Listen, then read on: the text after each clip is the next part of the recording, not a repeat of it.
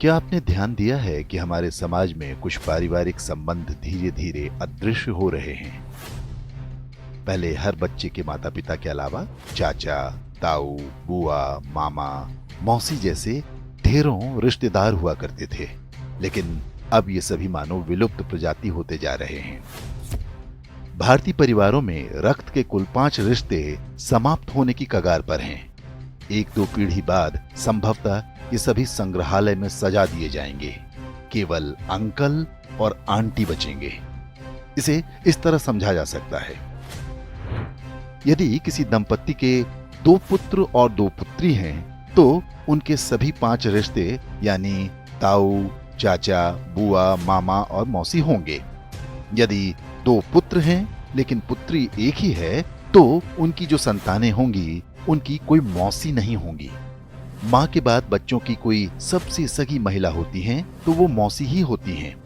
यदि किसी के 1 पुत्र और 2 पुत्री हैं, तो चाचा और ताऊ के रिश्ते नहीं होंगे। यदि 1 बेटी और 1 बेटा है, तो उनकी संतानों का न तो कोई चाचा होगा, न ताऊ, न मौसी। यदि 1 बेटा या 1 बेटी होती है, तो वो पूरी तरह से अकेला होगा। माता पिता के बाद उसका कोई रक्त संबंधी नहीं होगा। सिंगल चाइल्ड फैमिली को उनका निर्णय तीसरी पीढ़ी यानी जिनके वो दादा दादी होंगे बुरी तरह प्रभावित करेगा। उनका पौत्र या प्रपौत्र इस संसार में अकेला होगा। उसे अपने रक्त के रिश्ते की आवश्यकता होगी, तो इस पूरे ब्रह्मांड में उसका अपना कोई नहीं होगा। इसलिए दंपत्ति को सिंगल चाइल्ड के निर्णय पर गंभीरता से विचार करना चाहिए। ये न केवल हमारे बच्चों को एकाकी जीवन जीने को विवश करेगा, बल्कि हमारी हिंदू परिवार व्यवस्था को भी नष्ट कर देगा। पश्चिमी देशों में सिंगल चाइल्ड पॉलिसी भारत से पहले आरंभ हो गई थी। वहां पर इसके भयावह परिणाम सामने आने लगे हैं। ब्रिटिश विद्वान डेविड सेलबॉर्न ने एक पुस्तक लिखी है जिसका नाम है द लूजिंग बैटल विद इस्लाम। इसमें बताया गया है कि पश्चिमी समाज पर इस्लाम का अधिकार होता जा रहा है और इसका सबसे बड़ा कारण एक शक्तिशाली परिवार व्यवस्था का अभाव है। यूरोपीय देशों में परिवार नाम की संस्था लगभग समाप्त हो चुकी है। लोग विवाह करना पसंद नहीं करते।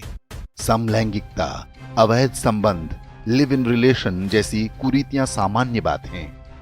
उन समाजों में ऐसे बच्चों की संख्या बढ़ती जा रही है जिन्हें नहीं पता होता कि उनके पिता कौन हैं। बूढ़े माता पिता को घर में रखने को कोई तैयार नहीं। ओल्ड एज होम में उनका बुढ़ापा बीतता है। यूरोपीय देशों में आज राजनीतिक दल परिवार को बचाने का वादा अपने चुनावी घोषणा पत्र में करने लगे हैं। ऑस्ट्रेलिया में तो फैमिली फर्स्ट नाम से एक राजनीतिक दल भी बन गया है। पश्चिमी देशों के समाजशास्त्रियों की सबसे बड़ी चिंता ये है कि परिवार व्यवस्था को कैसे बचाया जाए। इस सब के लिए उनके पास यही सुझाव है कि एक से अधिक बच्चे पैदा हों। अब यही चुनौती भारतीय समाज के सामने भी खड़ी होने जा रही है। क्या हम समय रहते सतर्क हो पाएंगे या हमारे साथ भी वही होगा जो पश्चिमी देशों के साथ हो रहा है?